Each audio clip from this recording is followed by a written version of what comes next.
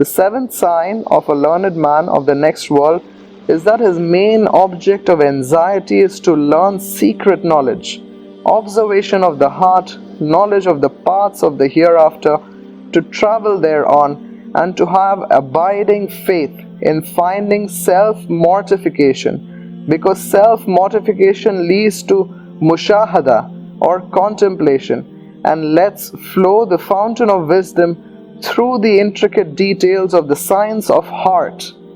Reading of books, learning of sciences are not sufficient for it, but this wisdom appears as a result of hard labor.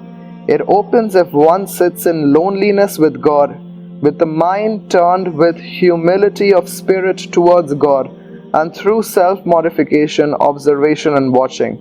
This is the key of ilham or inspiration and the fountainhead of kashf or secret knowledge. Many students who have been learning for a long time could not move more than what they had heard.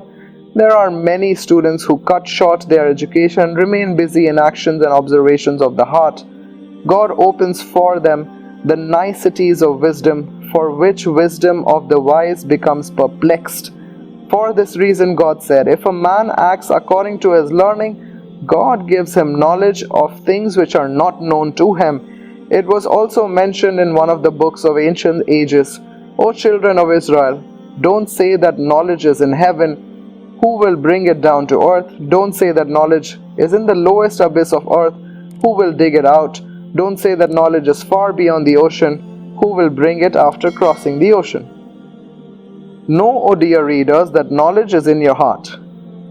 Take its lesson from those who have got knowledge of the soul or heart, and make one's character like that of the truthful, and then knowledge will spring forth in heart, so much so that it will immerse you therein. Sahal Tastari said, the learned men and the worshippers and the ascetics departed from the world with their hearts locked up. They cannot be opened except by the hearts of the truthful and the martyrs. When he recited his verse of God, to him are the keys of the unseen things, none knows them but he. 659. Had it not been for the fact that the light of the heart of one who has a heart with inner light determines the outward or esoteric knowledge, the Prophet would not have said, quote, if they seek justice to you thrice, ask your heart. The Prophet said that God said, a man continues to come close to me with optional divine services till I love him. When I love him, I become his ears with which he hears. So many of the subtle meanings of the mysteries of the Quran that appear in the hearts of those people who have devoted themselves to zikr and contemplation of God. It is not found in the commentaries, and it is also did not appear in the hearts of reputed commentators. It appears as a result of meditation of the devotee. When its meaning is presented to the commentators, they take it as good and realize that they are the news of pure soul and a gift of God arising out of sincere devotion and reflection. The condition of secret knowledge, the science of practical knowledge and religion, the subtleties of the flow of thoughts of the heart is similar. Each of these beneficial learnings is an ocean of which depth is beyond reach. Each disciple gets its clue in proportion to his ability and good deeds. Hazrat Ali said in the course of a long discourse about such men, hearts are like different vessels, and the best vessel is that which holds good things. Men are of three kinds: the divine learned men, the traveler to the path of salvation, and the ignorant people calling towards evil, who are swayed by every passing wind. Their hearts are not illuminated by the light of knowledge and stand not on firm foundation. Knowledge is better than wealth.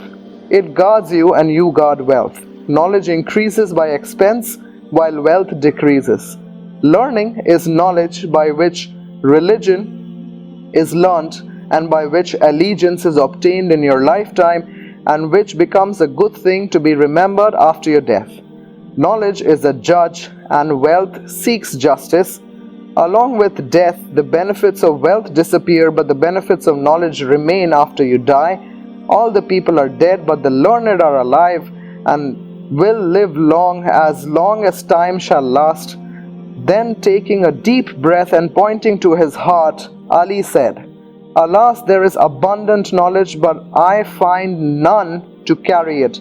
I do not find any trusted seeker, but I find such men who seek the world with the weapon of religion and attribute it to the friends of God, the gifts of God, and give prevalence of God's proof over His creation, make subdued the seekers of truth, but on the first onslaught of opposition, doubt arises in their minds.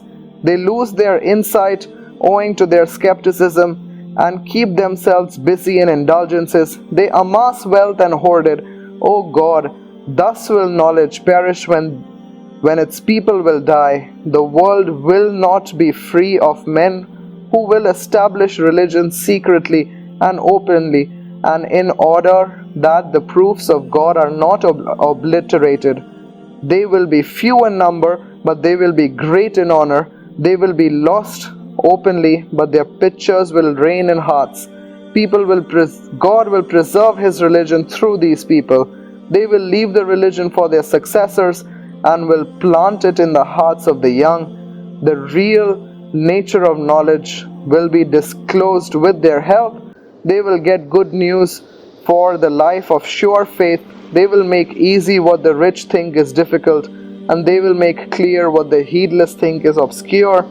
They will keep company with the world with their bodies, but their souls will keep hanging in lofty places. They are the servants of God amongst His people. They are His trustees and deputies on earth. Then he wept and said, How eager am I to meet one of them. These are the attributes of the learned men of the next world, which can be gained by constant action and sincere efforts. Jazakallah khair. Wassalamu alaikum wa rahmatullahi wa barakatuh.